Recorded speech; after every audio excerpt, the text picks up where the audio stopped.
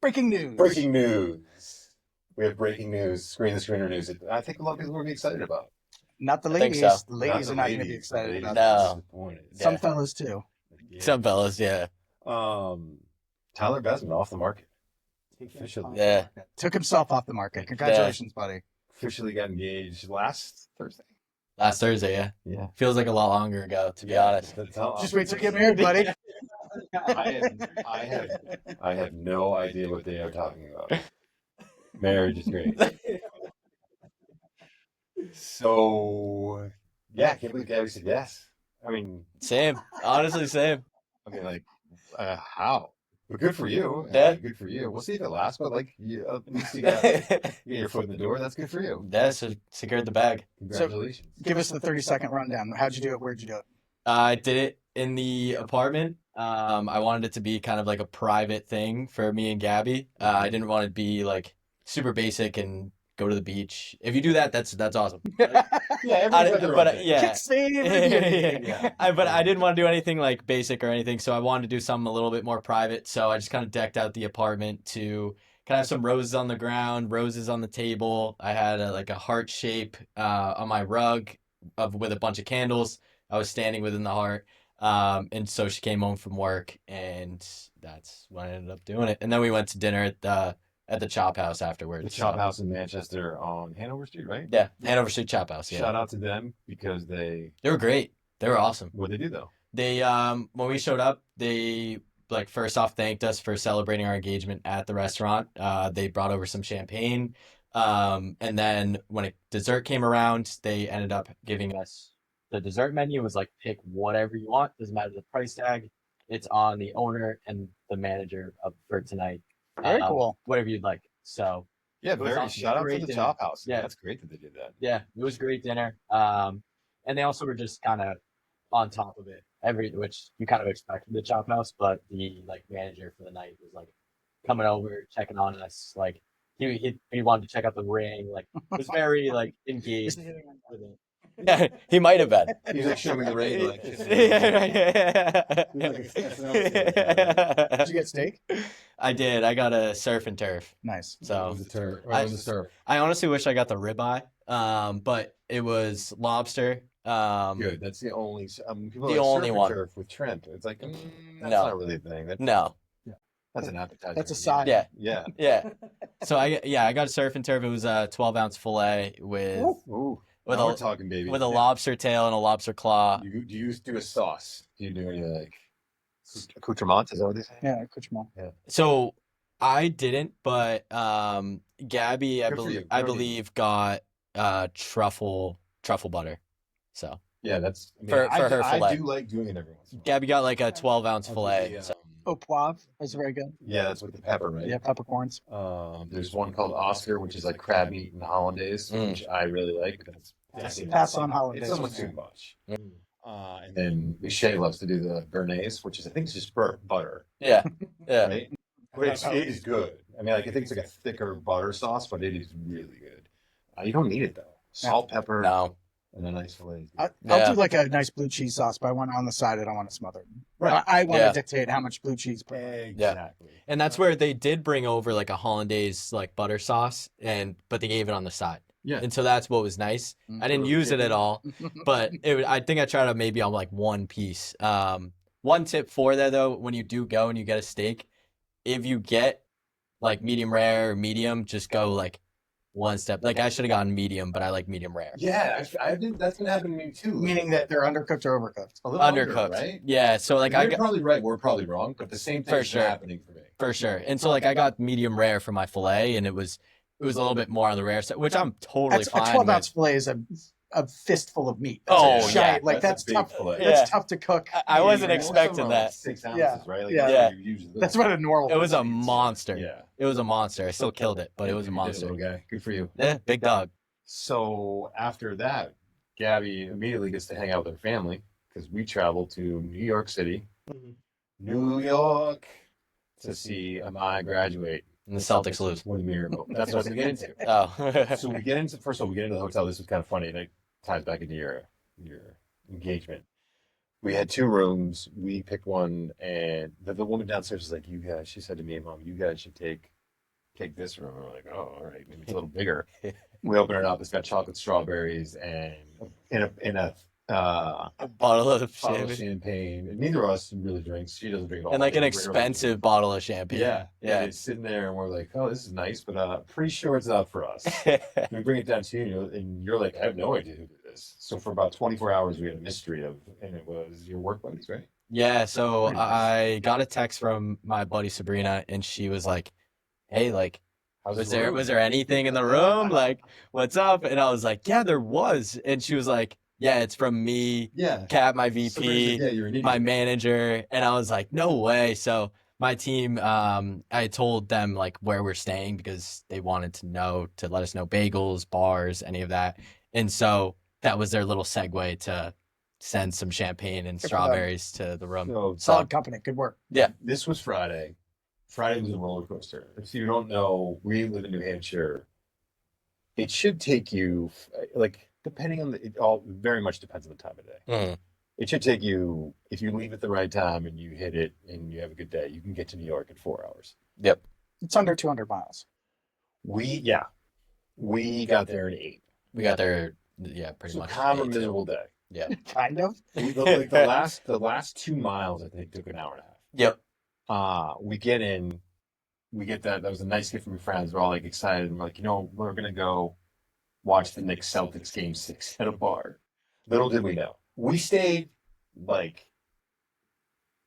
I want to say like 200 yards, but not that close, but very close. It was pretty close, yeah. And we didn't realize it. And we come out, and that place, they have people watching the big screens. If you watch the game on TV, we were right there. We were walking through it. Yeah. We're like, all right, let's find a bar. No shot, man. And almost a good thing, too, because the Knicks fans were Rowdy. And giddy about Well, it is the second round. winning that. That was the best thing that Mike Green said. Did you If see you're a what Celtics fan, you're probably wondering why they're so excited. I was like, dude, and I was like, if you're a Knicks fan, you're like, dude, what? Like, we just had this big win, and Mike Green's coming over the top with guys, you haven't won anything yet, right? Did you see what they did in Manhattan after they won that series? They put the Knicks colors up on. They gave every single Knick a street. Oh, They named a street after every single. I'm talking the 12th man now has a street in Manhattan named after him. They taking it back after last night. That they should. They should. All right, Ty's coming in. That sucked. Watching them lose sucked. At least it was over early, No, it's very true. so you could just mail it in and not really care. Yeah. No, exactly. Hotel bar wasn't very good. No. It was all right. The wings were actually super good. They were good. Yeah. We just it was didn't have like much a for chicken options. sandwich. Like we wanted to have like this. You mean nice they just meal, have the meal. Subway oven in the kitchen and they just throw stuff in there? Yeah. And they said they were out of burgers. Like they basically went through and they were like, "What you would order and we expect you to order, we are completely out at like 7:30." We have 7 You guys items were of, in New York, right? Where there's yeah. like literally thousands of restaurants. But But that's- that's the thing. We went out. We tried to do this, and everything was packed because of the game. And it was And Times and Square, It so was just whatever. We're gonna start swearing on this podcast. There's a bunch of assholes. yeah. Dude, we were walking. You're not going to get original Pat's Pizza or whatever the joke is about how many original pizza Oh my places god! there are. Yeah. Oh no, it's not original Pat. It's original somebody though. Arts. I don't know. Whatever it is. Yeah. It's like the best cup of coffee in Elf. Congratulations. But yeah, I mean, it was just honestly just assholes, and they were loud, and they were like, aggressive, Dude. in your face. Which like, yeah, Boston's a bunch of saints. Yeah, no, Yes, no. yeah, I'm we not are. saying No, I'm that's just not kidding. what I'm saying. Yeah. But like, it was not. We were like there. Like I had this different vision of what was going to happen. Same. But anyway, Different vision. well, like with a family for graduation, I thought we were going to be able to have like a nice dinner and like hang out and kind of like whatever. But Yeah. whatever. We had It fun. worked out. It ties into the Celtics getting absolutely murdered in that game. It comes out afterwards that Jaylen Brown has a partially torn meniscus, Yep. right? Yeah, his right meniscus. And we were talking about it during the game that night. I mean, I was like, dude, he has no lift on a shot. Like, there's no lift. Dude, I didn't see him dunk a ball all playoffs. Right. So it was like, okay, well, that now makes sense. And now Knicks fans, like I said it to Tyler, it was like, all we heard about the Celtics last year was you beat this team without Jimmy Butler. You beat this team without whoever. You beat this team without blah, blah, blah. Mhm. So Knicks fans now, like, you didn't have to play the Cavs. Now you get the Indiana Pacers. So, and I keep forgetting who the first round matchup was because, Play Detroit. okay, great. Yeah. A team that's never been there before. And they scraped by in a game where they literally mauled the player shooting I think it was Tim Hardaway Jr. or something. They mauled him, but it was Josh Hart, and they got away with it, and they moved on, and they were up a game. They actually got thrown back in their face a little bit, and Pacers stood up to the bully last night, and they didn't like it. And Obi Toppin, former Knick, gets an and one dunk to basically seal it. Was awesome. And I will say this: He didn't get the and one though. I know, but that's what I'm saying. Is like they get away with so much that it's annoying. I will say this: that Jalen Brunson gets in foul trouble when you get physical with him. Mm-hmm. And that's what happened. I told you they should have got physical with him last series. No, I agree. And they got physical with him last night. And all of a sudden, Jalen Brunson's wildly talented, by the way. I'm just going to say this, but Boo Boo Face came out. Oh, yeah. Oh. He looks like the girl from The Last of Us. It's like, dude. Oh, God. All right. You know what? We need clicks. We need clicks. So, yeah, I guess he does. That's great. But the Boo Boo Face came out, and he was like, whatever. What was your, before we get into that, because we were going to talk about that. Yeah. What's your hot take? My hot take is separate from the playoffs. It's actually for next season. That's fine. But the Celtics are out now, so now we can do that stuff. I think at least the overarching part of my hot take is this will be the biggest offseason, the most talked about offseason for the NBA. I don't think it's going to be anything crazy for people outside the NBA where they're like, wow, I should pay attention. But I think the Celtics are going to make a move for Kevin Durant this offseason. Interesting.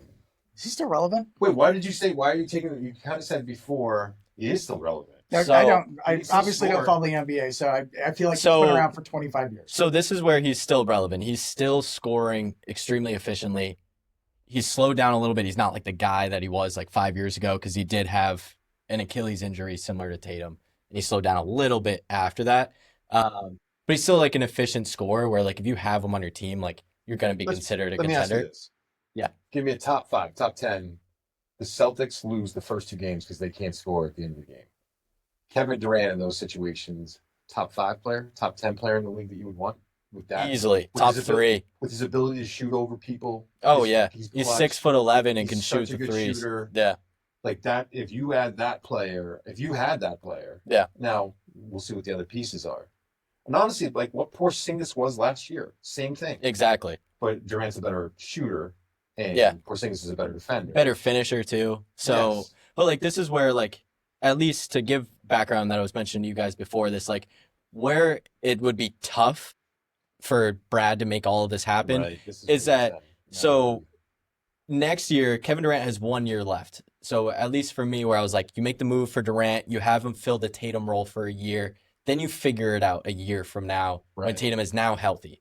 Does Kevin Durant want to stay? Can you make it work?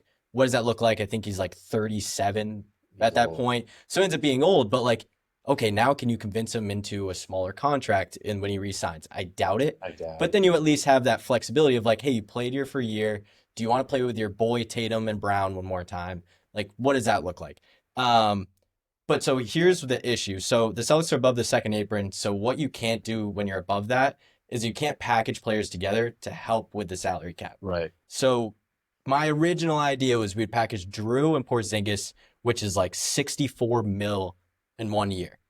You would then send them to Phoenix. You would probably add like a first or second round pick just because they have 0 picks in Phoenix, which is awful.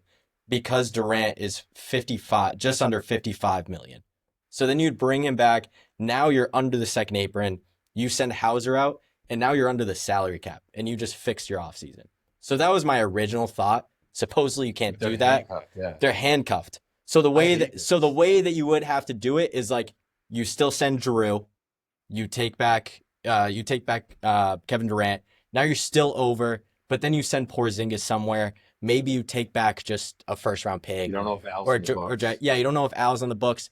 I think Hauser. You just cut guys. You can cut guys, but that's not really what you want to do. No one does this in the NBA. It's all sign and trade. Yeah, so like if Al didn't really mean much to Boston, you would cut him. Like at that point, you would cut him and let him go. Yeah, there's no way they're cutting Al Horford. They're not. They're definitely not. Should they? But that's where Hauser is making $11 million a year. He's gone, no question. Yeah, he's gone. And so brutal end of the season. Man. Awful, dude. I think he hit like 1-3 all the playoffs. He looked like a shell of himself. awful. And so that's where, like, I don't think this offseason is as scary as people think. And I think Kevin Durant could be that answer, where he does give you a year of no Tatum.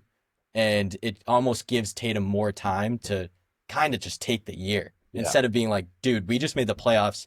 We're the 3rd, 4th seed. We have had an actual shot at this. Like, Brown's on a roll. You need to come back. Instead, it's like, we could see you in the finals. Like, or you take the year, dude, and you come back next year, and we'll see if we can, how far we can go with just Durant. So that's my hot take. Celtics make a move for Kevin Durant. You understand your role. Like, you're supposed to set the, like, you're supposed to say really, I'll be like honest, borderline stupid stuff. Well, I have a borderline stupid one, but it just, I don't, it wouldn't be much of a conversation. I want to hear it anyways. But before, I just want to tell you that I watched the game with your sister Maya last night, who's not a Knicks fan. Oh, she was all amped up. Yeah, she's saying she's a bum because she's been living in New York for 4 years, but she was actually rooting for the Pacers last night. But it's a very different experience because she turns to me and says things like, "Who's that little white guy on the Celtics? Peyton Pritchard. Oh, he didn't have a good year, did he? He took a step back, huh?" It's like, dude, you're 6th man in the league. Yeah. And then she's just trying to create combo. Timeout, and Tyrese Halliburton's going nuts to his team fired up, and Maya goes, "He's cute." I'm like, I don't know if I want to watch this. I tried to get Gabby to watch the Reggie Miller documentary. We got like halfway through, but I tried to get her to watch that. All right, what's your crazy one? My crazy one is that the Dallas Mavericks will have a better record in the regular season next year than the Los Angeles Lakers. I don't think, again, come on, man. Do you know, like, I don't even know. Like, I don't know. Well, I mean, that's why I was saying. They got Cooper Flag and... You have Anthony Davis, Cooper Flag, Anthony Davis, Kyrie Irving. You have Klay Thompson. So he'll be banged up a little bit, but he's coming back. I think it was like halfway through the year. So you would probably have him back like you would probably have him halfway through the year. But I think they have a better regular season. But that's like my spicy hot take. You should bet on that. I might. Here's my. I might.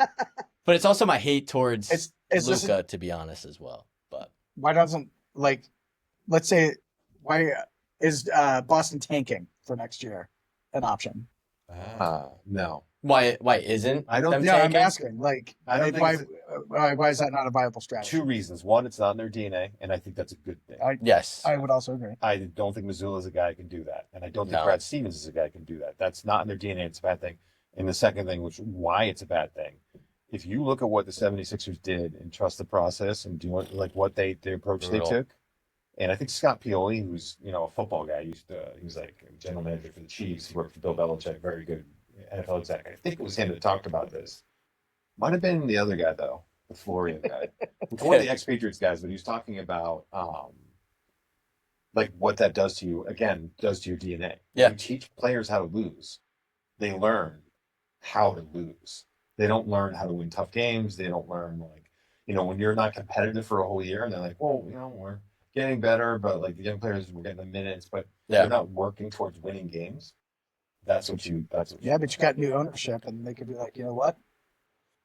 I think that is an interesting. It's very interesting. I'm glad you brought that up. Like, it is an interesting X factor about what, because they're hemorrhaging money. Yeah. Yeah. What do they think? They have to. So that's and where they just lost Tatum, and they're like, whoa. Yeah. Like, Tyler, you said it. You're like, dude, what did you just buy? Yeah. But you have to offload a ton of money. I think that's number one when it comes to these owners, because I think we're looking at like a $400 million tax bill if we keep this roster for another year. Because we can realistically have 2 years of this team, and this would be the second year. They wouldn't do it without Tatum, and you're looking at a $400 million tax bill as a new owner that just dropped like, what was it, like 6 million or 6 billion or something? Billion, like, it's not, yeah, it's billions. So like stupid money. I don't know what the number was, but it was teams are now in the billions, which is insane. Let me ask you this. Yeah. Do you remember, because Aaron Nesmith was the guard for Indiana, who basically, they were up 9. He was 8 for 9. Yeah. So, the Knicks were up 9 last night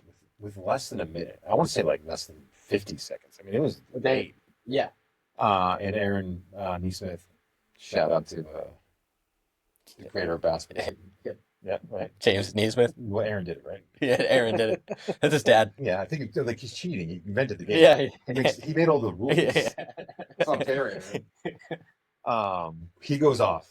and they end up winning the game. We'll get into all the choke thing. We'll get all of that in a minute. Yeah. He goes off. He is a former Boston Celtic. Yeah, he is. Celtic. You know what the trade was that when they sent him out? I do. Yeah, they sent him out for Brogdon. Yep. It was Neesmith, Daniel Tice, Mhm. Nick Stauskas. Right? Mhm. Nick Stauskas? I do. Right? I do. Michigan? Yeah. Yep. Jawan Morgan, I don't remember him. Yep. Malik Fitz, I feel like I remember, but can't picture him. He was not really League anybody. doesn't fit anymore. And a first round Got pick. him. We sent a first round pick as well. And a first round pick from Malcolm Brogdon. It's tough, man. That's not a good looking I think those were the Danny days. It was Danny Trader? Danny trade. It took place before the 2022 season. So it wasn't a Danny. That was a Brad. That was one of Brad's first moves. Yeah. Yeah. It's crazy. And at the time, I loved At the time, I loved it. But the thing is, too, and like, because I keep seeing on Twitter, all these Celtics fans are like, what did we do? We gave up Neesmith. What? That we didn't give him any time. He had no chance of getting time on our roster. And we tried to, but like, I think you texted at this exact point. He is so out of control with the ball in his hands. If you like actually watch him play, he just full sprints at the rim and will just He jack actually up had a a couple shot. turnovers in the second half. And- eh. And that's where like he's either But I would argue- hot or and his defense is absolutely unreal, but he had no chance of I would playing argue with the you could say the Celtics same thing roster. about Jaylen Brown 2 years ago. Oh, for sure, but we don't have the Jalen's kept getting better. we don't have the time to wait for that though. We did know, you're we right. did 3 years You're right. ago, but we don't have the That's why he's time perfect anymore. for the Pacers, because they're that where they are in their arc Exactly. is it's perfect for him. Okay, Matt, this is your time in the show, buddy. How important are free throws? 85%. Unbelievable. It drives me crazy. I almost Same lost reason my the Celtics- bet because OG missed that free throw It too. was so the same reason that the Celtics lost to the Knicks Mhm. in like game 2 or 3, I think, Mhm. was that they couldn't hit those free throws at the end. You know, they were going to win that game. They couldn't hit free throws, and Cat misses one. Who, by the way, thinks he's the toughest kid. Okay, he's another one. That guy's from Jersey. I obviously have a bitter taste in my mouth from the Knicks series, but like Karl Anthony Towns is walking around like he's the toughest guy. They're the softest team I've ever seen. And by the way, the clear out that Tatum got called for like 2 years and had to like get out of his game. Yeah. And Cat's just like wiping guys away, like taking Miles Turner and pushing him aside with his off arm. Yep. Is insane. Did you see one of He's Neesmith's fouls insane. on Brunson Yes. that's going viral where he grabs Neesmith's hand and Yeah. slaps himself in the face and then Yes. flops? Brunson was doing these. Yeah, I'm like, what are we Why doing? hit yourself? And then Matt texts as well, and he's like, "Why can't you stay on your feet when dribbling?" And I'm like, "Because they flop. Like it's so embarrassing. It's a bad product for the game." We said this going in that this Knicks team had no idea what they were getting into. Mm-hmm. And now they know, and they thought they were the toughest kids on the block. Yeah. And I'll tell you who is. Josh Hart is a dude. He's a dog. He's a dude. He annoys the crap out of me, but he's a dude. I get it. He knows the crap on me too. And the face, he has a face, like his faces that he makes at ref, like it's just his face. Yeah. And like he's like mean mugging him. Yeah. It's like perfect. And Yeah. I hate it. It's annoying. But dude, he's tough. No, he is. Josh And Hart, I love He's a problem. OG Anunoby. He's one of my favorite players in the league. I like him too. Yeah. But the Cat and the Jalen Brunson, with how tough they think they are, is hilarious to me. It's not like Yeah. I hate all of the Knicks. Like Wandale Robinson is. I love him, man. He's great. I love. I him. I I love what he brings to the game. I like Michael Bridges. Like Me I too. said that was idiotic when Phoenix let him go. But Bridges doesn't act like a tough guy. Right. Bridges knows who he is. Yes. Like, you know what I mean? And he is tough. Like, don't get me wrong. There's a difference between being tough and acting like a tough guy. Jalen Brunson's tough, but like acting like you're the toughest guy in the gym every time you walk out there is hilarious Yeah. to me, dude. They're just trying to live up to this like I'm playing for New York type image. I think so too. I agree with you. But anyways, how do we feel, Matt? You texted about it too. You're a Pacers guy, right? Yeah, if I'm going to be in the NBA, it's Celtics and Pacers. Are you watching any of these games? Yeah, I watched the last 5-10 minutes of the. Yeah, let me rephrase that. I watched the last 5 minutes and 22 seconds, and it took like 2.5 hours. It does. That was It's yeah. so painful. I did the brutal. opposite. I turned it off after after I thought it was over. I did that with And then I went back to it when I saw it got tight because I was like, dude, I don't want to watch this. Well, I can't believe how badly Thibodeau got. Thibodeau. Thibodeau got outcoached at the end there. Like, Yeah. how are you not? So in the overtime, when the Pacers were up by 1 and they've got the inbound because they won whatever challenge or whatever, went off Brunson. Brunson's hands. Yeah. Yeah. And they don't like. Nobody can inbound the ball if you're covering. It seems like it's an NBA wide thing where everybody can't inbound the ball at the end of the game. And they let all 4 Pacers behind the half court and they just let him inbound the ball and then played no defense whatsoever. Yeah. And so the guy, I don't remember who it was going to fake Yeah. 3 and then just dished it underneath, and that was the cop in. And I like that he scored too. We'll take the bucket. Yeah, take well, puts us up by 3 or whatever, Yeah, because you know that they're going to play tough defense coming back down the floor, and whoever's got the ball is going to flop and try and draw the 3-point foul. I and think then Cat's air ball and the guy that was underneath the great. basket, the slow mo of him like having the ball and then dropping the ball out of bounds. And he's like, no, that was pretty good.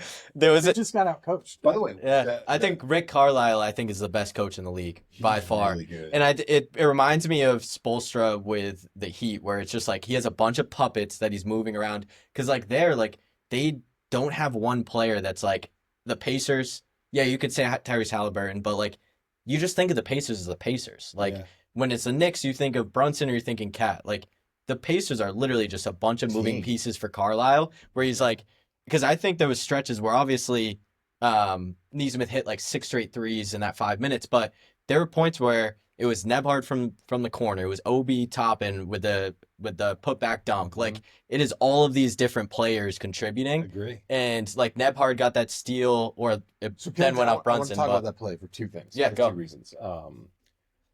Earlier in the quarter, I thought the Pacers had a really good opportunity to challenge, and I was surprised that he didn't do it. Mm-hmm. I think it was Halliburton was jumping up and down at him like, that went off them, that went off them, that went off them. Yeah. And Carlisle was like, you saw him go, get back. Okay. So if they use that challenge and they lose it for some reason, they don't have it in the back pocket. Right. They aren't able to challenge the Brunson call. Right. Also, Nembhard, my guy. Your guy. You know how much I love him. Yeah. Nembhard makes the deflection that goes off of Brunson, and he's looking at Carlisle like, let's go. And now Carlisle looks back at this guy, because they all do. All the NBA coaches like look back at their video guy. Like, yeah. I love Nembhard. Is he even close to right on this one? Because every play I'm right. So like that's great. Yeah. And Nembhard's like, it was animated. But what did Tyrese Halliburton do? He was smart. He was like, he was the smartest guy in the court. He was interfering with it because Brunson was trying to strip the ball from the ref to inbound, and the crowd is yelling at Halliburton because he's being a jerk. But Halliburton's like, no, I'm gonna mess with you guys. Like no, he's standing on the line, like causing a violation. About it. You can't like an NBA guy, and like that refs don't ever go over and like bounce it once and give it to the guy. Right. There's a pause there. Right. Like you have to like give the guy a reasonable amount of time. Like it is in baseball where the manager will come up and go like this to see like I need a second to see if I'm going to challenge that. Right. And man, I was like, man, that is just a heads up play. Yeah. With all the stuff that's going on, everything that's going on, and Brunson knew it too. Yeah. He was like, I gotta get this in. I gotta get this in. Like, oh yeah. In the NFL, where you like hurry up to the line. Yep. And he wasn't having it, man. I love it. Nope. I love it. It was a big part of the game. The fact that they didn't use their challenge earlier, which I think they would have had both, but you can't risk it. Those plays at the end of the game, like if you have that in your back pocket, it's a huge deal. Carlisle handled it, I thought, brilliantly. I thought Halliburton was brilliant. I thought that the effort on defense with MR was brilliant. Like you need all those things to come into place. Now the Knicks totally collapsed. They missed 2 free throws. That's the difference in the game. But it was hilarious because I was like, this is so Halliburton, man. First of all, I think he thought he hit the 3. He did. He did. In the presser after, he was like, I kind of wish I waited to use that. And by the way, like the way if you watch, they show the play like a million times now. Like you can see the shot. The shot's one thing. We'll talk about the shot in a second. You buy a lottery ticket. But the way he got to the spot was like, dude, he was dribbling around like a madman. Oh, and yeah. And then he just took 4 dribbles back and threw it up. Yeah. It was like, I think he had like an open 16-foot shot or 12-foot shot, whatever it was. And he was like, nah, I'm going back. And it was like, dude, he's like all over the place. He throws up the shot. I'm like, no way. Yeah. And it bounces. That must have bounced 15 feet above the rim. It was like out of the this view. Picture of the thing. I was like, oh, there's no way that's going in. It's like obviously like bouncing off into the crowd or whatever. Right. And then it went in. And all the Pacers were like, oh my God. Yeah. So the ESPN insider, I think Zach Lowe, I think he works at the Ringer now. He used to be for ESPN, was talking about it. And he was dropping F-bombs. He was like, I never swear. This is crazy. And he was like, and the way it dropped in, man. Like it went perfect. Right. Perfect. Swish. Perfect. So it was right through the middle. And you know what shot he compared it to? Kawhi Leonard. Kawhi Leonard. Yeah. In that Toronto series where he just That one is awesome. He throws up from the corner. That one's way different though. Oh yeah. He compared it to that. They both go off the rim. Yeah. Kawhi's hits the front part of the rim and kind of like rolls and then drops. And I feel like he did that in San Antonio too in the finals when he won the MVP. Yeah, and he also he's still really good, by the way. Imagine he is. He's just injured as hell. Imagine the Celtics can get him into like a decent contract, man. He's still really freaking good. That would be sweet. But we already have Jalen. That's my only issue. They're similar to me. I think Kawhi is a bigger guy. I think so too, but he's not like a guy where like, I give him the ball and I'm like, yeah, he's gonna protect you sound that. like Tatum's already Jalen. You know, like I don't. That's great players. But anyways, we need more ball handlers. Halliburton goes right to the choke, dude. The Reggie Miller choke In game one, dude. You can't use it in game one, bro. Game one. I get Reggie wasn't. It was a deciding game. They had games after that. I think. Yeah. I think the Pacers lost that series. But I think he did that I because want to go back and look at that. I think he did that because him and Spike were going back and forth. Back and forth. They love each other, by the way. Now, which is Isn't awesome. that awesome? It's great. I love that, and I love that Reggie was calling the game last night. Like, I'm Yeah. sure Knicks fans were like, "Oh, whatever." I think Knicks fans actually respect Reggie Miller. You have to. Like, I think you do. Like, You really have It's to. like Magic Johnson. I don't think would ever have to buy a deal in Boston. If he comes to Boston, people are going to like take care of Magic Johnson. 100%. You know what I mean? Like, it's just part of the deal. Like, you Yeah. hated him, but you also are like, that's Magic Johnson, man. Like, Yeah. I think it's also with that relationship as well. Like, it's not like Reggie was beating them and winning a chip every year, Right. year after. It was like, yeah, we all had a very hard fought battle, and then we both were going to get screwed no matter what in the final. Yeah. Like, it wasn't really much competition, or even in the Eastern Conference Finals. So I think it's a cool relationship. So then they go to overtime, which, by the way, I thought in my mind, I don't know how you guys felt. Like, how did you feel? Who did you think was going to win that game? I thought the Pacers I'm sorry, but if you come back from 17 points or 14 points with less than 3 minutes, like Yeah. the momentum's on your side. The other team's sphincters are clenched and they're playing tight Sphincter. and they were in foul trouble. I think they had Almost three or hurt four- you to be at home at that point. Yeah. Because now you could feel the crowd. Exactly. So I if I had to put money on it, I would have put it on the Pacers, but it's the NBA and anything can happen. So I agree with you, but the only curveball was the choke. I was like, dude, you just threw up the choke. Yeah, when he threw that. And- That's how I felt. And they all celebrated like they won it. Yeah. All of them. Yeah. By the way, one guy. Well, they all thought it was a 3. Yeah. I thought it was a 3-2. I turned the game off. You did? Dude, I turned the game off and I was like literally texting people. I was like, oh my God. And thank God it wasn't like the Pacers won or anything like that and embarrassed myself. But I legitimately turned the game off and then I was getting texts where they were like, damn, it's a 2. And I was like, oh, it looks like I'm back to the couch. I thought it was and by the way, the Knicks fans with the 2 up, that's a great picture, I think. You have him doing the choke sign. There's a bunch of Knicks fans like this. And everything. Which would have been great if the Knicks won. But Right. Obviously they didn't. I don't know, man. I was like, and I will say this. NBA players wear some wild stuff, man. There was a guy who had some kind of Technicolor shimmer. I was The like, iridescent blazer. With like, I'm not trying to be mean. I swear to God. I was watching the celebration and I was in my mind, I was like, who's that woman on the court hugging? I was like, what is this jacket? Like I couldn't figure it out. Yeah. By the way, I want to know who's the female coach on Yeah, on the Pacers. I kept seeing her like pop right off the Dude, bench. And not she was only- involved in the huddle and everything. Not only involved in the huddle, not only popping off the bench, but we're talking about like late game key situations. She was the one who was calling plays. She was the one who was making sure that everyone was on top. I was like, dude, who is that? That's impressive. That's pretty cool. She might be the next head coach. Would that be the first woman head coach? Yes. Yeah. Because, It's bound to happen in the next couple of Farmer's years. in the WNBA. Right. So, but yeah, now I was impressed by that.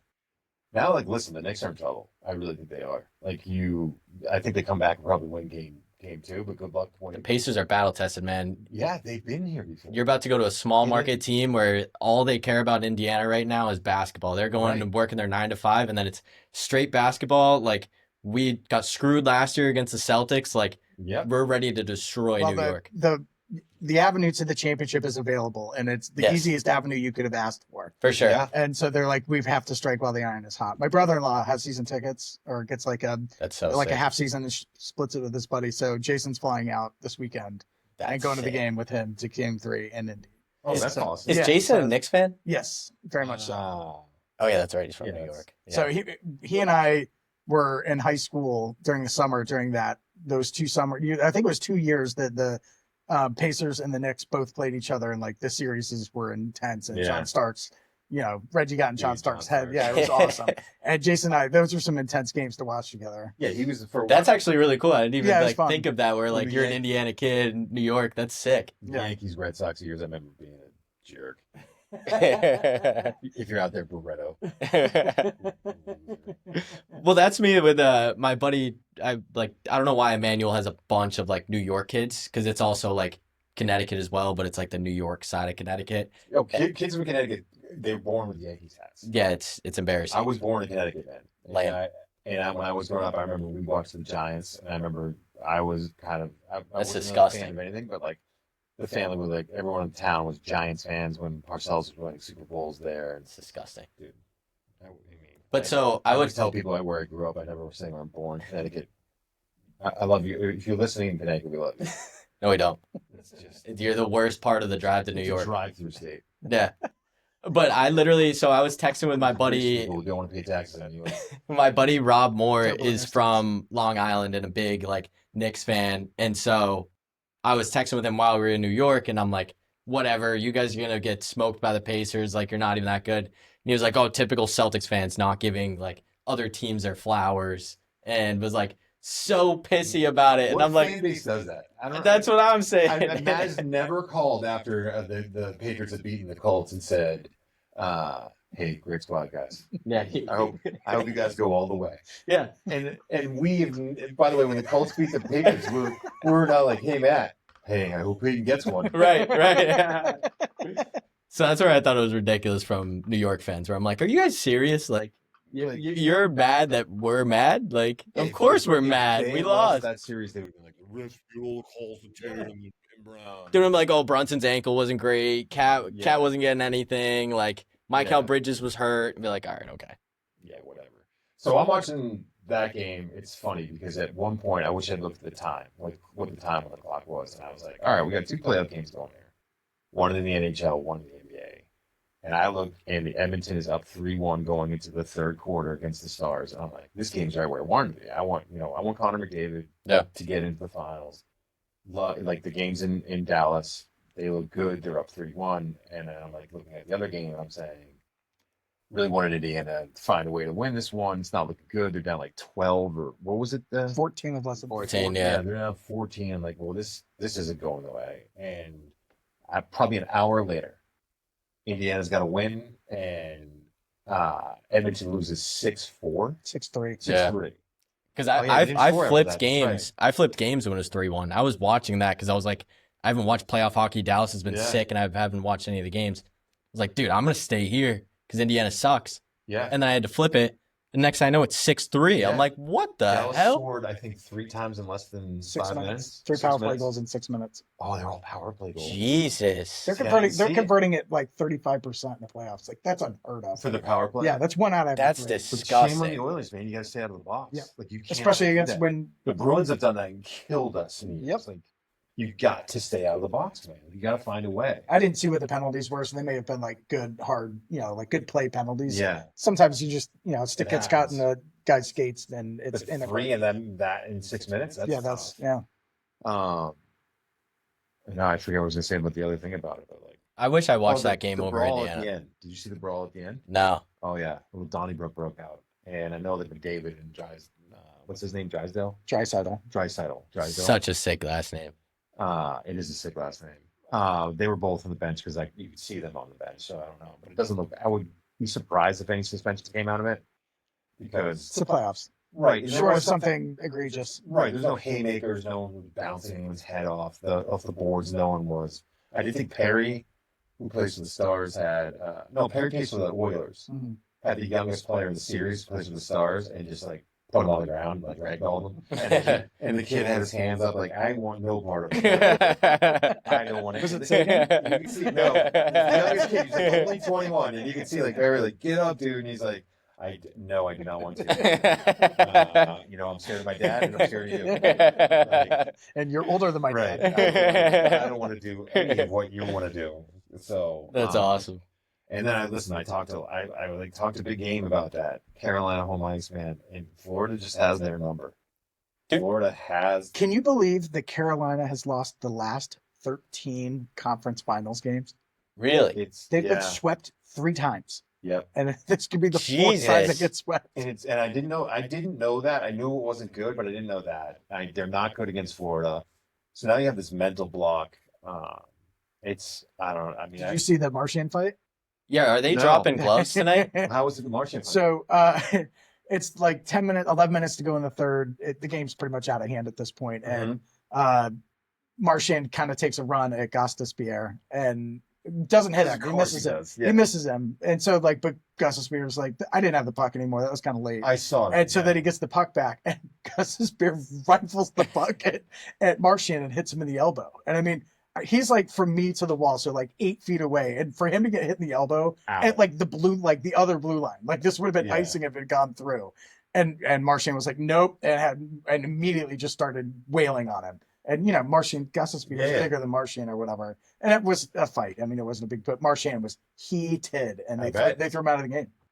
I bet. So I don't. There's no suspension, but he would have had he had a minor, like the minor for roughing and the 10-minute misconduct, so he couldn't have gotten on the ice anyway. Right. And so that's where like get. I feel like in the NHL, it's like a 3-goal lead, and there's less than like you're in the 15 to 10 minute range in the third period. That they're like, see ya. We're not letting this escalate. Well, I think especially if it's Marchand. Right. Especially like if it's a guy. Yeah. By the way, Marchand's feeling himself after what is he? Is he 4-0 in Game 7s against Toronto? 5-0. 5-0. So sick. Oh my god. He's just got to be like the boogeyman in Toronto. He owns Toronto. So that's a guy where like he can't get a beer in Toronto once he retires. Like 10 years from now, I don't think you get a beer. Can you own a place and not visit it? Because that's that situation. Yeah, that's true. Well, somebody was saying that Toronto's going to sign him. I was like, no way, dude.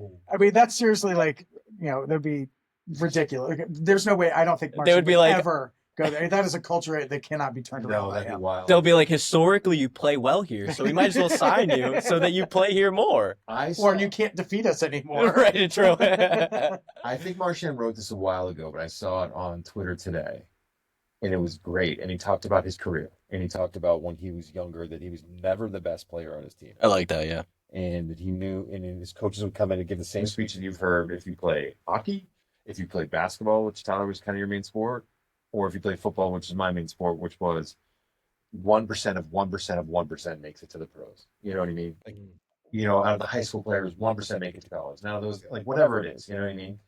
And he said, I looked around, I was like, I'm not even the best player on my team. Like, I have no chance of doing this. And he played with his brother.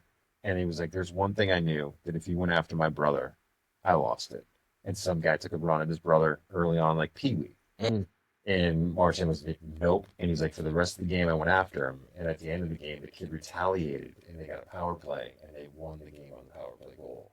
And he's like, I knew then. I was like, this might be my path to get there.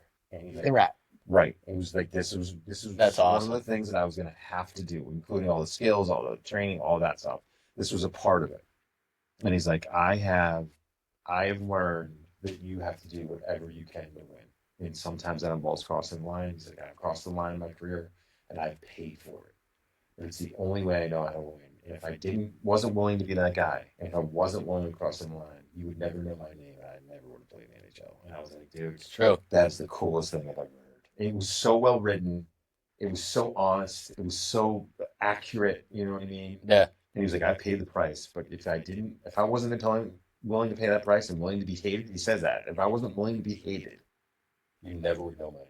Well, that's why you love players like that. Like I almost wish that like Draymond Green would say something like that. Like you almost appreciate that kind of player even more because they're like, no, like I know what I'm doing is annoying as hell. Right. But like this is my brand. Like it's interesting. I love you brought that. that up because I like that part of Draymond's game. Like I like he's like Marcus Smart, like those guys who play. No, I like that, but like make that part like. Embrace it when like talk about it. Be like, yeah, I enjoy being an absolute pest and getting in your head. Right. Instead, they're like, whoa, like what do you mean? I wasn't trying to do anything. Like, So why are they upset with me? Like I enjoy a player like Marchand, where if the crowd was saying like F Marshy, he's like, yeah. Meanwhile, Draymond is happening. He's like, why are they doing that? Why would you ever do that? I just knocked out this Yeah, player, that but is why are you true. doing? So like, you can't be the villain in the like if you're a WWE Exactly. heel, you know what you're doing. You're Right. there to like you're there to right, Do you and remember, that's like, what I appreciate. Matt, when Marchand was in the All-Star game in Tampa Bay and he got booed, like Yeah, and he just skated around like he was like Yeah, having a parade, right, just right. waving, Yeah. blowing kisses. I was like, that's how you own it. you Yeah, know? that's Like, you awesome. just- right, it's that's like, who you are. yeah, exactly. That's what I love. Like, make it part of your. If you're gonna commit to that, fully commit to it. Make it part of your identity. Like, that's why Marshy is the man. Yeah. Well, it's going to be fascinating with the off season because Oh yeah, we have how many picks do we have? I forgot we were going to talk about this. we have 5 picks in the next 5 first-round picks in the next like 3 years, Insane. and second-round, and like Don- in a number of second-round picks. Don Sweeney's making it. Yes, he just got signed for 2 additional years. So 3 years. He got this year. He's got 1 more year, and then he's got a 2. I think he got a 2-year extension. Yes. And No, we it's have 3 years. the- I know it is. Which is funny because I read an article today about because they wanted to hire Rick Tocchet to be the head coach, and he went to Philadelphia, and told a reporter that the reason he declined the Boston Bruins job was because the management, like at this point he had not been signed. He was like, well, I don't know what Don Sweeney's going to do, and they fired 3 Jack Adams award-winning coaches. So yeah. so he's like, why would I like take that job? It's So this was a great back and forth on the hub, I thought. And Beetle was taking years. This is the Beetle was saying this because someone said, well, maybe they needed to keep him on so a new head coach would know who they're going to be working with coming on. And Beetle's like, yeah, they know who they're going to be working with. They're going to be working with a guy who's fired 3 great coaches. And then the whole, like the extension too, the beginning of the press release for the extension was like, Don Sweeney's guided us through a very difficult time. And they were like, are you ignoring the fact that this man has been here for X amount of years and created this difficult time? Right. Like the difficult situation that we're in, he created. So yeah, he's done a great job of navigating. He's put ourselves in a good. He's put the team in a good position with the draft picks, which is great because for years they haven't. I will give them credit that they actually have draft capital, and you need to actually get players that can play now. But I'm also with you. Yeah, trade them all. Yeah, because you can't pick up a player if your life depended on it. Exactly. Trade them all for players. Figure it out. Trade them all. I will say we're gonna get into this a little bit. Nikki or Nicole, if you're listening, I don't want to hear it. Okay. Swayman's off limits. Swayman is off limits. I get it. I was wrong. He didn't have a great year. Yada yada. Feel free to leave in the comments. Smash the like button. Leave a comment. All that stuff. Subscribe. That's great. Swayman's here. The pod. Sign up for updates. We have our YouTube channel. Go to our YouTube channel. YouTube. And seriously, leave a comment. Go for it. I don't want to hear it. I'm going to ignore all those comments because I get it. But it was a weird year because he wasn't in training. I don't want to hear about he's over there in this hockey league and international hockey, whatever, and Pasternak scoring on him because Pasternak scores on everyone. That's a good That thing was a for us. sick goal, by the way. Sick goal. Sick goal. He's having an unbelievable world championship. Yeah. So, like, I don't want to hear about Swayman's numbers over there. I don't want to hear about any of that because tell me this. Who is playing goalie for you if it's not Swayman? Could have been Omar, not- though.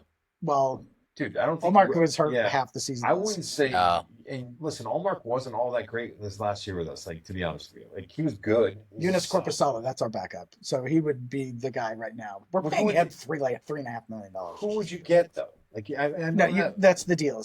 I say give him one more year to give him enough rope to hang himself. Terrible euphemism, but that's what it is. Just, how about give him a year to bounce back? Let's put it that way. Yeah, well, I mean, Mr. let's. Negative Pants. He also, you got to remember that typically the Bruins are tremendous on defense. They're usually a very, very good, solid. But you defensive think they team, were and last year? No, they were terrible last year. Thank you. And so I think a lot of the stats are inflated because now I'm not saying that Lindholm that's was out only. for how long? Yeah. McAvoy was out for how long? They trade Carlo. I get that was towards the end of the year. Like the blue line was a mess. And Jeremy did not play well. He had a lot of soft goals, but it was not nearly as bad as the stats were saying. No. And so I think we give him one more year to make sure. And if it's still the same, then you start having conversations about that. I think they just picked up another goalie like in the minors that they're going to develop or whatever. We'll so see. Baba Senza is the goalie coach. He's awesome. I mean, Yeah, how many Vesno trophies that's what I'm saying. are the goalies won in Boston between Tim Thomas, We'll see. Rask, Olmark? I don't dismiss that as nothing, but I also am like, those guys don't always pan out. So we'll see. Like, but the thing is that you undraft or free agents don't hit the market. They usually get signed. So I was looking at an article today, and it talks about how in the 2025 UFA class, they have an elite, first line, second line. Yeah. There were 3 elite players: Leon Draisaitl, Mitch Marner, and Mikko Rantanen. And Leon and Mikko are both signed, and Mitch Marner's unsigned. And they're like, that's unheard of for him not to be signed. It's only because he's like, that relationship in Toronto is so toxic. Is it really with him in Toronto? Oh my The God, fans they booed hate him. there. He can't. They booed him. Because he doesn't show up. He's whiny. He's soft. He's like, I don't know. Oh, is he really? I do not want him on the bench. I don't think he's whiny yourself, by the way. He was the one that was like crying on the bench when they played the Bruins 2 years ago, and Nylander and Matthews were like, stop crying. Like, this is playoff hockey. Right. I think Austin was a big part of that too, though. I wonder if you get him out of there for the right number in the right locker room, the right room, if you'd be all right. Yeah, I don't want to pay for him now. I don't want to pay him big money. He's going to be. I'll tell you this: he could get anywhere between 12 and 14 a year. I understand. That's ridiculous. I understand, but like, he's talented. Get me something.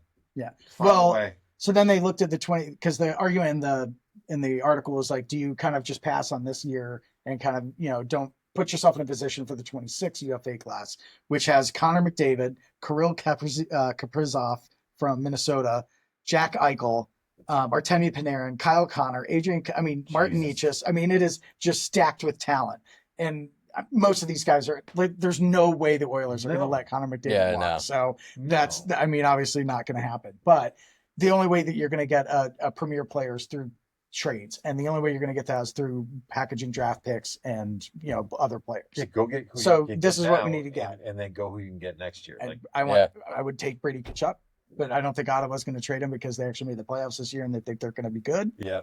There was another guy that you guys said that I was like, I'd take him too. You said Nylander, right? Yeah. Well, they'll never trade Nylander. Yeah, fair. I would take Nylander. How bad is Toronto's financial situation though? Because I feel like they mismanage everything. Well, it's fine right now because Tavares is also UFA. No, they think he'll resign, but he's at the tail end of his career and wants to stay there, so he'll probably take a team-friendly deal. Because of his pajamas. Do you know that? No. When he signed with Toronto, which, by the way, he was going to sign with us or it was another team? He was looking at us, too. Yeah, and it was like this whatever, and they sent a picture of him in his Toronto Maple Leafs pajamas when he was like 8 years old. I thought it was his sheets, his bed sheets, maybe whatever. Like from his bedroom. I was like, okay, dude, calm down, guy. I was a little nervous when they signed him. I was just like, ooh, he's got like veteran leadership. It's something that there should be. They don't want for nothing. Yeah. So also I thought they thought that he's going to resign. They actually, that Islanders team, like his last year they were there was kind of a contender. They felt like they were going to do well. But so getting back to the point, make your pick this year. That's fine. You got the 7th pick. You got some reasonable there talent. Yeah. But you've got 2 and 26 and 2 and 27. So let's trade those and package them together and get.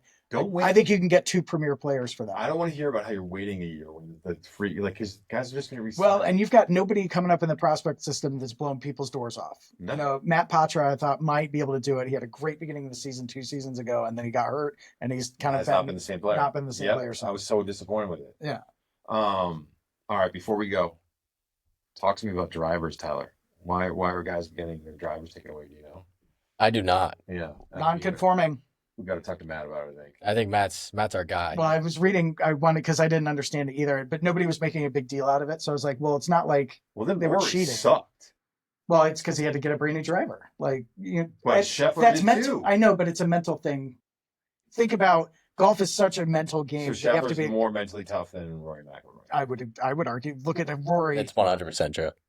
Look at how Rory finished the Masters and look at how Scotty finished the PGA. Yeah. Like Scotty won it going away because John Rahm puked all over himself trying to keep up, and Rory pooped all over himself and barely won the Masters. He won it fair and square, and I'm glad he did. But he almost choked it. Yeah. And so anyway, the thing is they use the same driver over and over again, and over time and how hard they hit it and how many times the driver head shape changes. Anything. So it slightly changes and then it gets out. I don't know what specific there's nothing specifications are. nefarious here. No, absolutely not. And they don't get punished for it. They just can't use it. And the PGA, I think they said they go through like 50 players. They test 50 players drivers every tournament. Yeah. And they just happened to test Scotty and Rory, and they were just non-conforming. Yeah, it happened. It's like how you Like used to get tested for steroids. Like the PGA Right. wants to make it tougher for Scotty and Rory. They want those two in the final pairing It's true. every single tournament. So I don't think there's that's true too. Yeah. So it's a big non-story, and I think it's funny that it really got in Rory's head among other things. I mean, he couldn't hit the broadside of a barn. I think he did not have a lot of fairways. And Scotty's just. I'm curious what you guys think with John Rahm. Him winning, I think, would be a bad look for PGA. But how? The LIV stuff. Yeah, but how good of a look is it that he absolutely crapped himself in those last few holes for the PGA, where he wins the championship, then goes to live, and then has not been the same. Yeah. And then he's playing really well, and then just starts playing like us three, where we're like, yeah, we're going to go for that, and craps himself. Like, how good does that look? It does. It does. Well, John was playing to win, right? So he was Yeah, making that is unnecessary risks. He's like, That is "There's no true. Scotty's not going to make mistakes. He's not going to come back to me. I got Very to true. chase him down." Very true. Which I Whereas, like, by the way. I respect that. Oh, I'm all for it. I mean, Are if you're playing to win, like right. it's sort of like Tin Cup. You're not going to be And I get it. Don Johnson and play to get a birdie if you need an eagle to win. Some people be like, the paycheck for 2 is better than the paycheck for 7, and I get that. But like, I like playing to win. They're not. They make so much money that they don't care about that. Yeah. I mean, John Rahm's do, yeah. Especially, the live guys. between endorsements and winnings. True. But I think it's interesting. We've got the Ryder Cup coming up in September. That's going to be fun. That's gonna be fun. The U.S. team, not great. You got Scotty Scheffler, and that's about it. Everybody else is really struggling right now. Yeah. All right. Yeah, that's true. I'm excited for the Ryder Cup. I'm glad you brought that up. Oh, I love the Ryder Cup. Yeah, It's my second favorite thing behind the Masters, Masters. A lot of smack. which is great. Yeah. It's cool. So I did say this last thing, but I forgot. You know what I'm talking about? Jim Irsay passed away. Oh yeah. Oh, yeah. All right. What's your make it sound more sincere, Matt? Okay. Yeah. He's got a family. Listen, so my take on him, he has two sides to him that I will reflect on. Well, I'm glad you're saying this. Go ahead. The football side, he's a icon in the NFL. He's been around for a long time. Youngest owner, was very involved. I did not appreciate the way that he ran the team. That Grigson, I will never forgive him for Grigson, because that was the beginning of the end Because they used to bench together. of Andrew Luck. Like, Grigson is the reason that Andrew Luck had to retire. Yep. Or chose to retire. And so I won't forgive him for that. And then there's the whole, they had the undefeated season and decided to tank the last 2 games of that season. Then they lost in the first round against Pittsburgh. Because they were never the same. Because Nick Harper got stabbed in the leg by his girlfriend and couldn't outrun Ben Roethlisberger.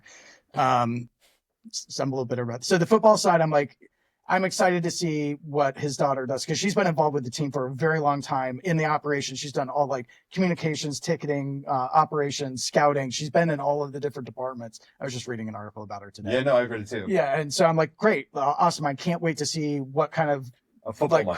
football mind. And then you've got the human side of Jim Irsay, and everybody who's ever been a Colt has said that he is an unbelievable human. He has always been there. Like, once you're a Colt, you're family for life. It doesn't matter. Pat McAfee had a huge thing that he wrote out that was really compelling to me about, when he retired, and they had a 2.5-hour conversation, and he spent about 5 minutes trying to convince him otherwise. And then once he realized that, was like, well, let me, talk to you about advice, and, would send articles and quotes. And when Pac had tough time, he would reach out and things like that. And, he had an unabashed passion. Like, he was happy to share his passion with people, whether it be guitars or weird memorabilia and, a band. Like, if you were a billionaire, that's kind of the billionaire I'd want to be, is like, go do the crap that is fun for you to do. Right. And share it with everybody else. Like, he used to, when fans would show up at a training camp, he'd walk around with like a wad of hundreds and just hand them out to people. And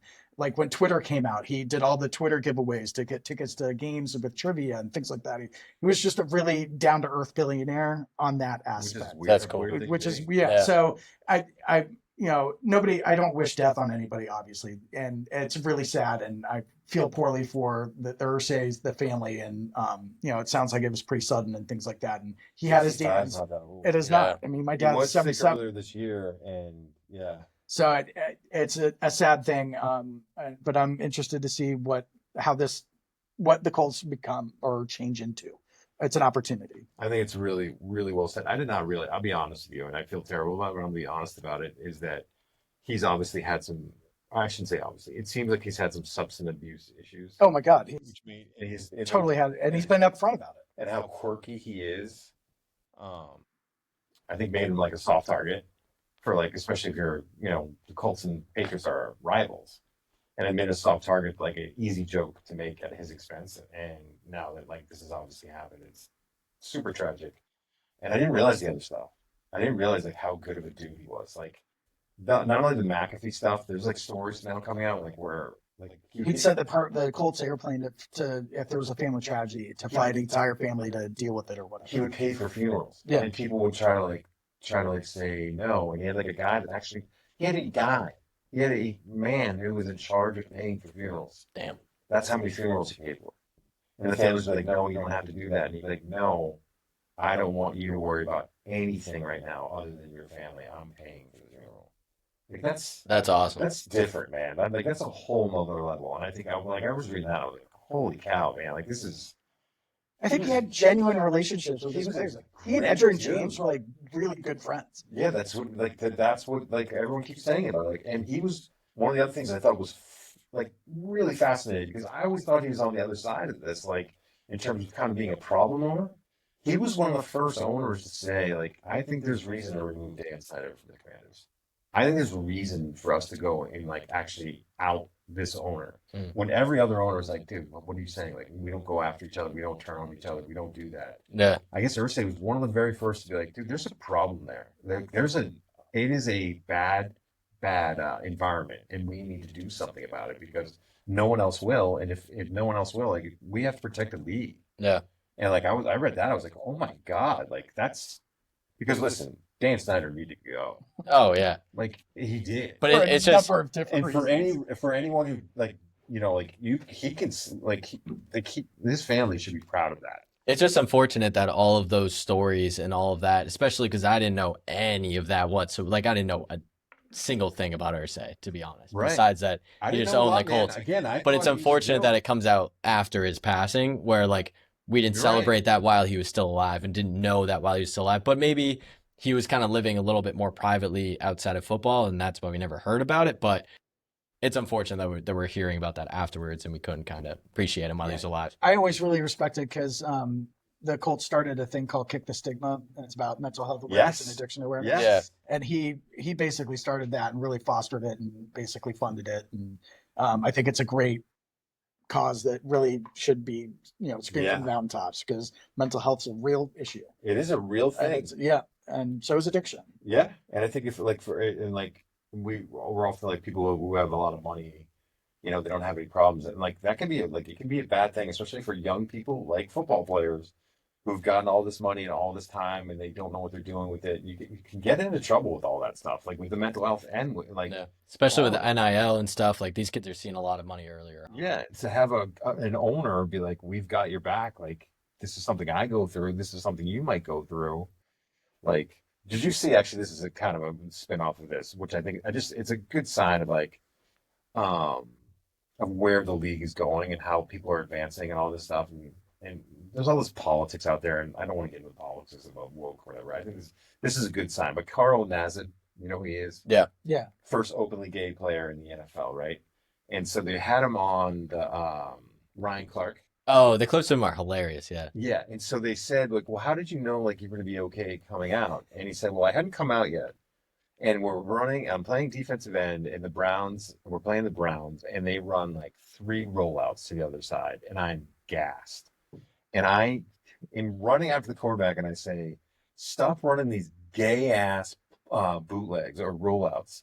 And he said, every one of the offensive linemen for the Browns turned to him and said, you can't say that, man. And he was like, you know what? I got some allies out here. He's like, these huge dudes turn around like, dude, you can't say that. And he was like, I think it's time. I think maybe the league's ready for me. And I was like, dude, that's such a cool story that like they had no idea, and they were like, dude, that's inappropriate.